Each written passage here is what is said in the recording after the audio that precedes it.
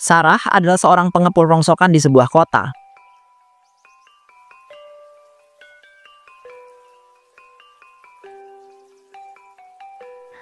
Alhamdulillah, hari ini yang setor rongsokan ke tempat pengepulan aku banyak juga ya. Semoga aja nanti nambah banyak deh yang setor rongsokan ke sini. Ya ampun Sarah, kamu nih dari dulu itu nggak berubah-berubah ya. Tetap aja jadi tukang pengepul rongsokan. Pak Agung, iya nih Pak. Soalnya kalau mau cari kerja di luar itu susah banget sekarang. Jadi ya mending saya terusin aja Pak usaha pengepulan rongsokan saya. Sarah, denger ya. Nyari kerja sekarang tuh bukan susah, tapi kamunya aja yang males. Gimana mau dapat kerjaan di luar sana? Orang kamu aja nggak pernah berusaha nyari kerja.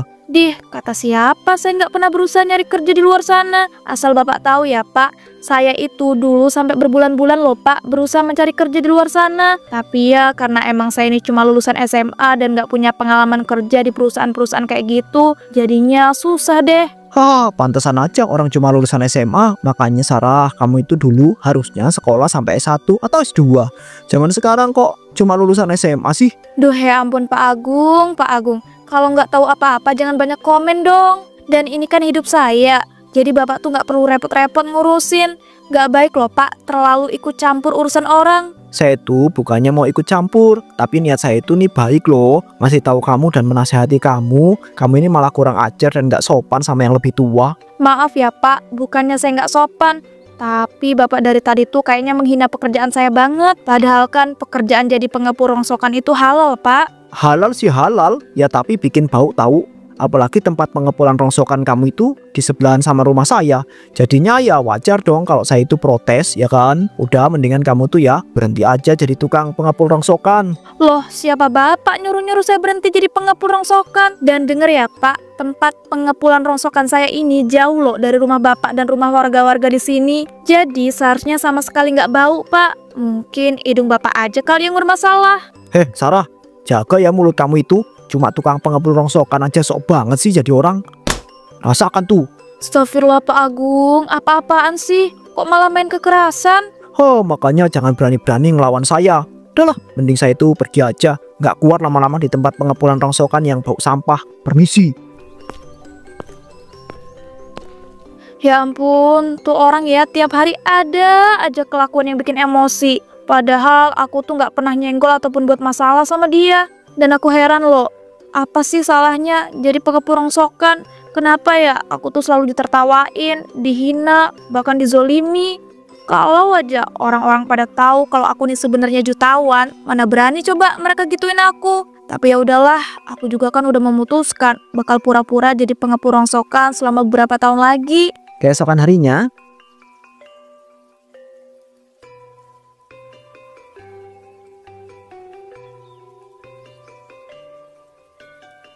Dina berangkat kuliah dulu ya. Ya nak, hati-hati ya di jalan. Iya Pak, tenang aja. Pak, lihat deh, ada tukang pengepul rongsokan lewat. Sarah, sini dong. Iya, ada apa ya?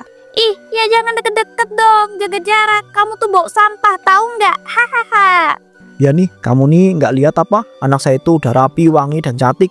Jangan terlalu deket ya sama dia. Ya udah, maaf. Terus kamu manggil aku kenapa? Biasa aja kali ngomongnya, nggak usah pakai nyolot gitu. Sebenarnya sih nggak ada apa-apa. Aku cuma mau pamer aja gitu. Kalau aku tuh sekarang udah kuliah, sekaligus kerja jadi karyawan kantor. Bener banget tuh. Seharusnya kamu itu jadikan anak saya itu contoh supaya kamu itu hidupnya lebih baik dan nggak jadi tukang pengepul sampah. Oh, jadi niatnya mau pamer gitu. Kalau iya emangnya kenapa? Kamu nggak suka, ha? Dan aku kasih tahu ya, kamu itu kalau jadi pengepul rongsokan yang bener dong. Itu loh, banyak beberapa sampah yang jatuh-jatuh. Kamu mau buat komplek ini jadi komplek sampah apa?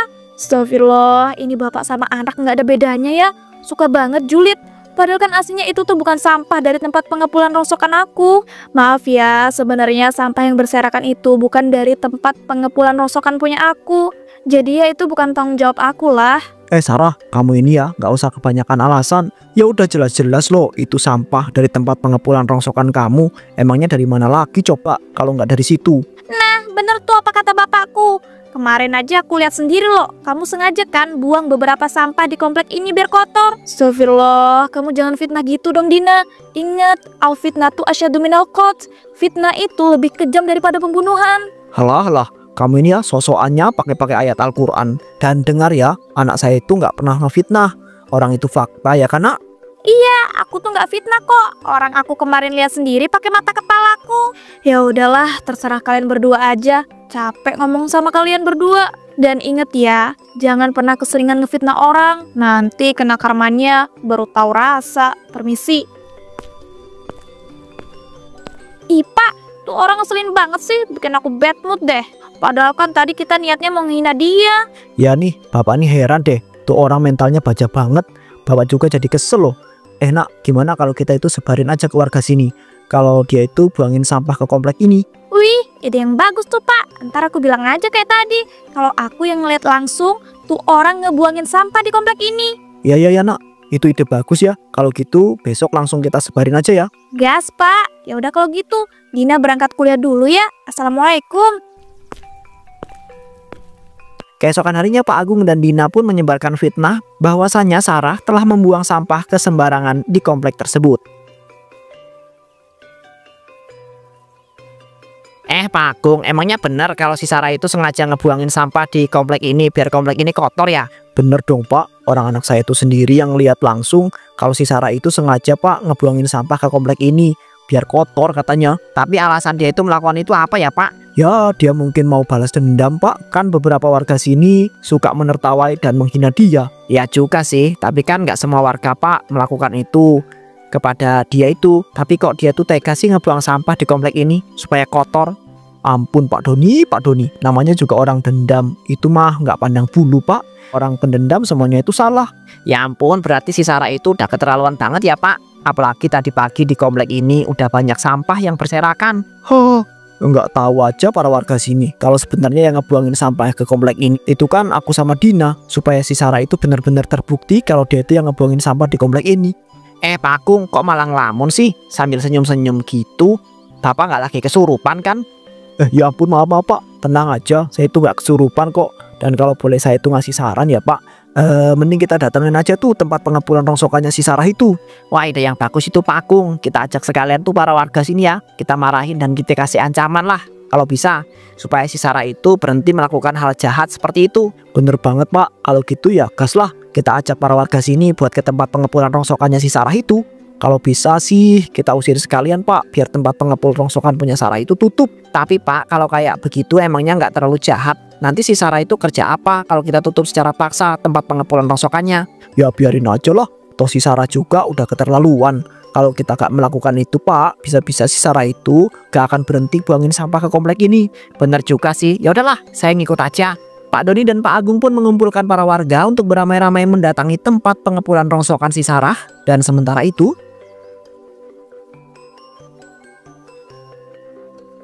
Ya ampun, hari ini rapatnya lama banget. Sebenarnya aku udah males sih datang ke rapat-rapat kayak gini.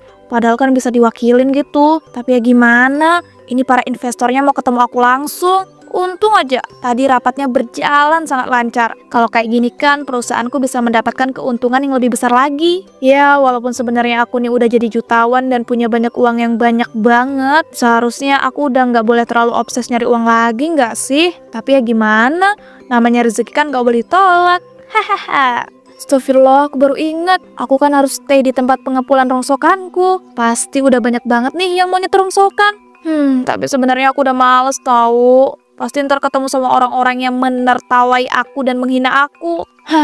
Sebenarnya pengen nyerah, tapi nggak boleh. Ini kan udah wasiat dari kakek sebelum meninggal.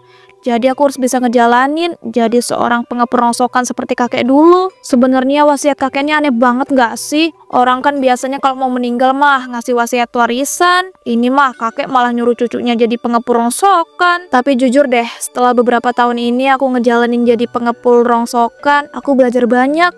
Bahwasanya hidup orang-orang yang ada di bawah aku bener-bener susah. Apalagi jadi seorang pemulung. Mereka cuma ngandelin mulung buat makan. Aku jadi pengen deh bantu para pemulung itu.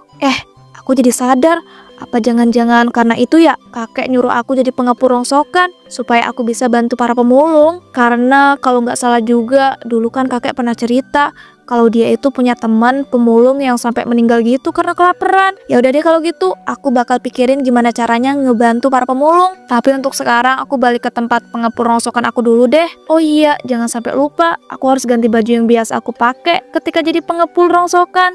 Tak lama Sarah pun sampai di tempat pengepulan rongsokannya.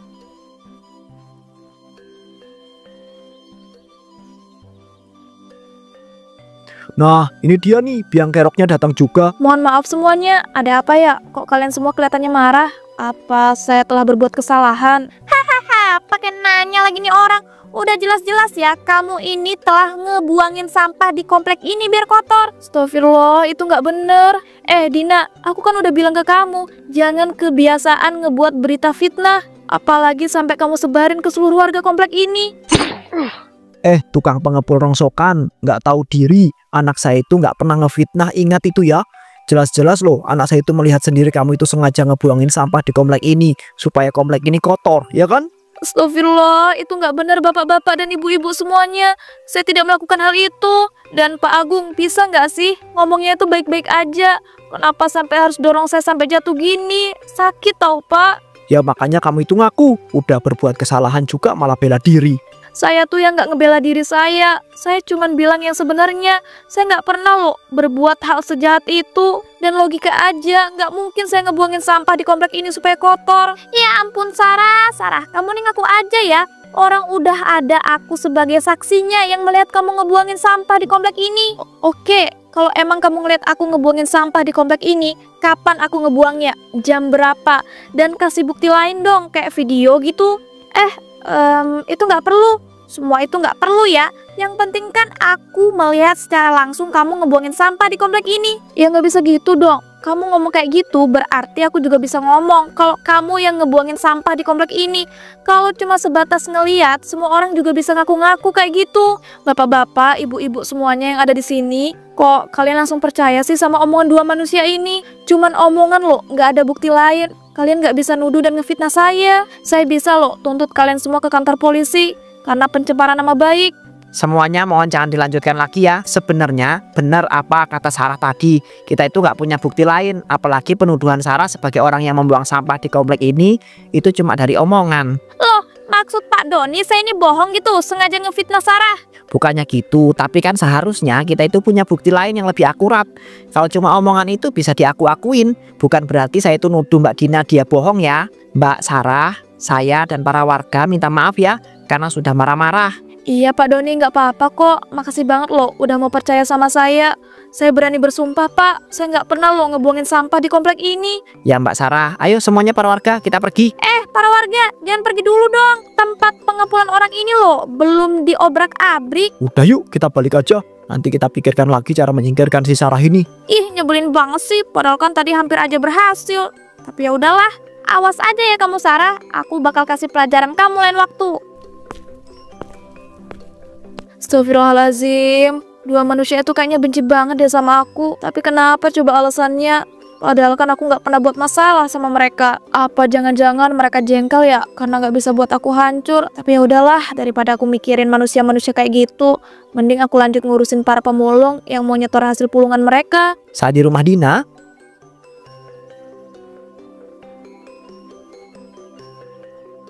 Pak, gimana nih? Aku sebel banget deh. Padahal kan tadi hampir aja kita bisa ngusir si Sarah itu dari sini. Aku udah gedek banget tahu sama tuh orang. Ya nih, Bapak juga udah gede banget. Tapi Bapak itu ngerasa aneh ya. Soalnya cara dia itu ngomong dan menjelaskan itu kayak orang yang berpendidikan. Makanya deh, tadi Pak Doni dan para warga langsung pada percaya. Iya juga sih, ada benarnya omongan Bapak. Duh, aku jadi makin berambisi nih Pak buat nyingkirin dan bikin malu tuh orang. Padahal kan kalau dipikir-pikir banyak warga di sini juga yang gak suka sama dia. Kamu bener banget, Nak. Bapak tiba-tiba dapat ide bagus nih. Gimana kalau kita itu fitnah dia sekali lagi? Tapi kali ini kita ajak para warga yang emang nggak suka sama dia. Ya ampun Pak, itu ide Bapak bagus banget. Gimana kalau kita fitnah dia nyuri barang punya kita Pak? Caranya kita taruh barang punya kita di tempat pengepulan rongsokannya. Wah iya ya Nak, boleh. Kalau gitu nanti malam Bapak bakal naruh dompet Bapak ke tempat pengepulan rongsokan punya si Sarah itu ya. Gas Pak, nanti aku temenin deh. Habis itu besoknya kita langsung aja fitnah dia, udah nyuri dompet bapak. Hahaha. Kalau kayak gitu kan dijamin Pak, dia bakal diusir dari sini dan menderita seumur hidupnya. Malam harinya Pak Agung dan Dina sengaja menaruh dompet ke tempat pengepulan rongsokan Sarah. Sementara Sarah di rumah mewahnya.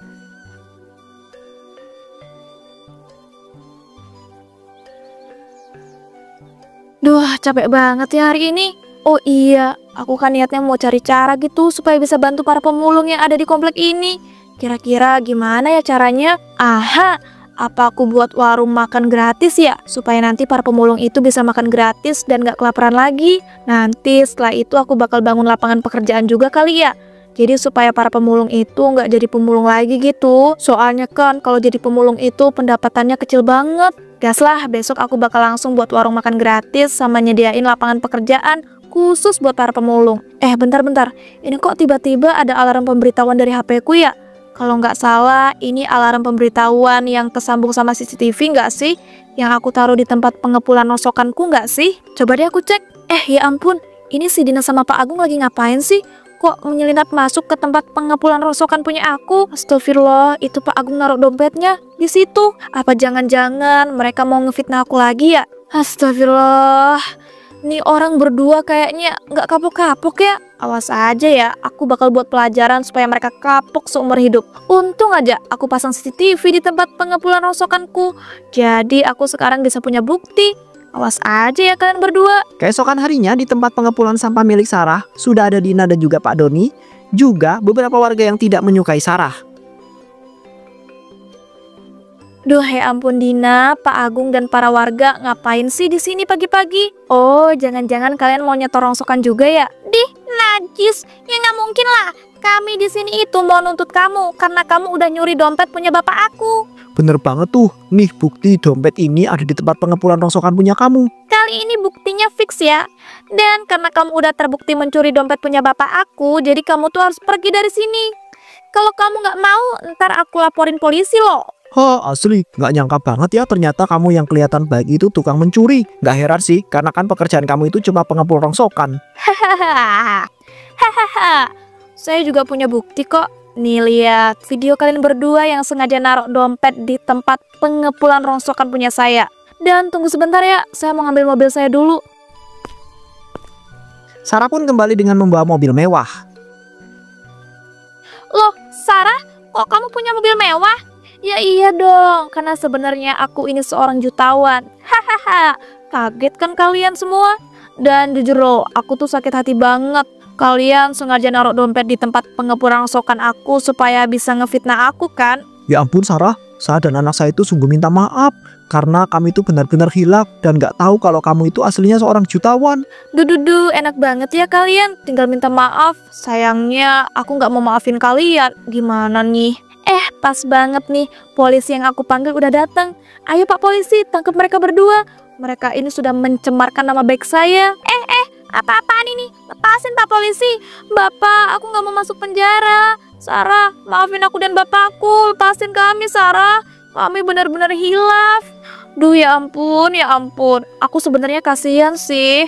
Tapi sayangnya aku udah benar-benar sakit hati.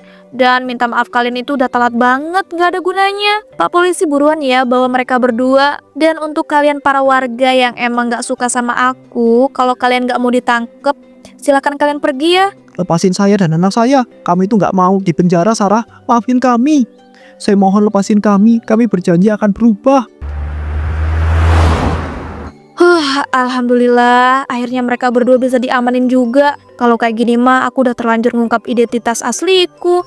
Tapi ya gimana, aku udah greget banget sama mereka berdua. Semoga aja dengan di penjara mereka berdua jadi sadar kalau perbuatan mereka selama ini tuh benar-benar jahat dan gak baik. Ya udahlah, kalau kayak gini aku langsung buka warung makan gratis, terus bikin lapangan pekerjaan buat khusus para pemulung. Bismillah, semoga semuanya lancar. Kan aku niatnya baik, mau ngebantuin para pemulung yang ada di komplek ini.